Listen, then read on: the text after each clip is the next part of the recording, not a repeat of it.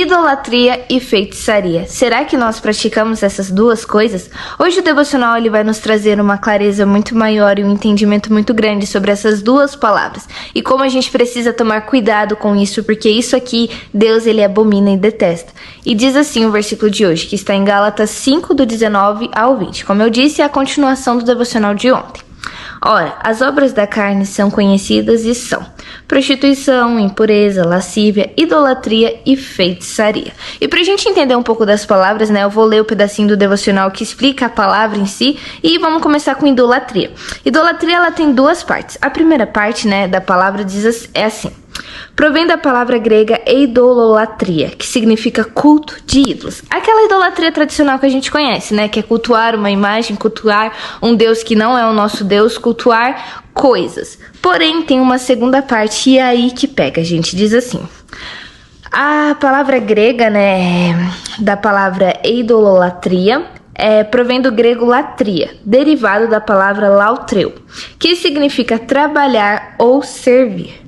Entretanto, seu significado principal é extrema devoção e serviço de alguém e algo que adora. Então aqui, gente, está mostrando que idolatria não é apenas aquela idolatria que a gente vê, né? Os católicos adorando santinhos lá, ou aquelas pessoas que adoram imagens ou ídolos. Mas idolatria aqui, gente, está deixando bem claro, né? Que é tudo aquilo que você coloca à frente ou acima de Deus.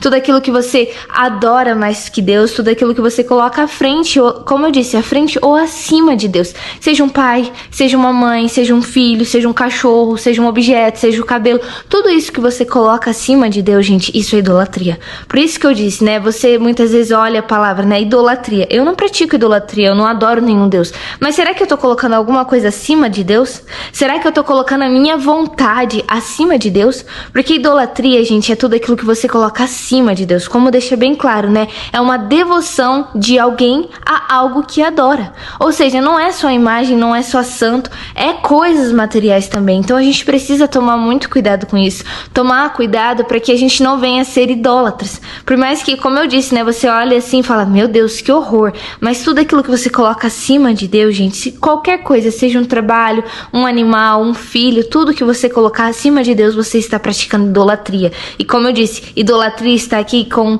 uma das características da carne, né? Como algo que Deus odeia e detesta. Então vamos vigiar, vamos buscar o Espírito Santo para que de maneira nenhuma a gente venha colocar nada acima de Deus. Como eu disse, quando Deus manda você fazer alguma coisa e você desobedece, isso é um pecado de idolatria. Por quê? Porque você está colocando a sua vontade acima de Deus. Então é muito mais sério do que a gente pode imaginar, gente. Imaginar que uma desobediência é um pecado de idolatria, é comparado com uma idolatria, é muito sério. Quantas vezes a gente desobedece a Deus?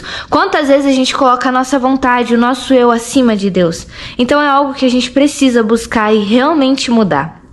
E a próxima palavra é a feitiçaria, né? Achei interessante, né? A feitiçaria, que quando a gente vê, né, aquelas coisas, né, magia negra e tal. Porém, aqui ele colocou, gente, que a palavra feitiçaria, né, a palavra grega é farmakeia.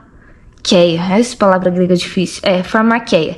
É de onde provém as palavras fármacos e farmácia. Era usada em ligação com feitiçaria, magia e bruxaria. Mas por que essa palavra foi usada em conexão com feitiçaria por Paulo? Aí aqui ele explica, né, que eles iam ao templo, né, para tomar esses remédios, essas drogas, para ter um alívio momentâneo ou para que a situação que eles estivessem passando passasse. Né? Então eles ficavam lá naquele êxtase, né? E acaba que as coisas à volta, os problemas, eles não lembravam, eles não... Era uma forma de fuga, pra ser bem sincera. Então o que a gente precisa entender, né? Falar, mas eu não pratico feitiçaria, eu não uso droga, eu não bebo. Mas, gente, quando você usa algo como uma fuga, você também tá praticando feitiçaria. Porque aqui deixa bem claro que antes eles se drogavam, né?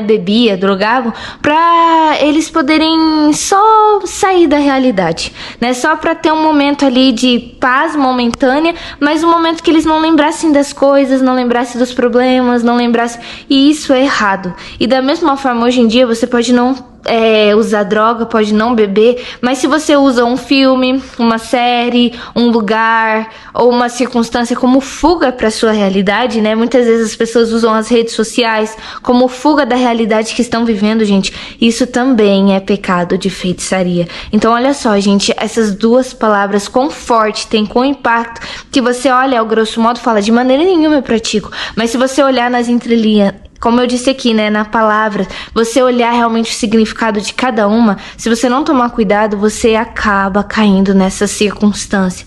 Então vamos realmente buscar isso, buscar o Espírito Santo, porque só Ele vai conseguir nos ajudar, só Ele vai conseguir nos ajudar em cada circunstância, em cada situação, né? Vimos aqui idolatria e feitiçaria, que são pecados extremamente terríveis, e se a gente não tomar cuidado, se a gente não estiver embasado na palavra, se a gente não estiver debaixo do Espírito Santo, a gente pratica. Então vamos realmente buscar essa semana o Espírito Santo e deixar realmente que Deus faça uma transformação real nas nossas vidas, porque caso contrário, a gente vai praticar tudo isso, por mais que aos nossos olhos pareça horrível, nós estaremos praticando porque vamos estar sem o Espírito Santo. Como eu disse aqui, a idolatria é uma desobediência, você está praticando esse pecado. A feitiçaria, uma fuga que você acha, você está praticando isso também.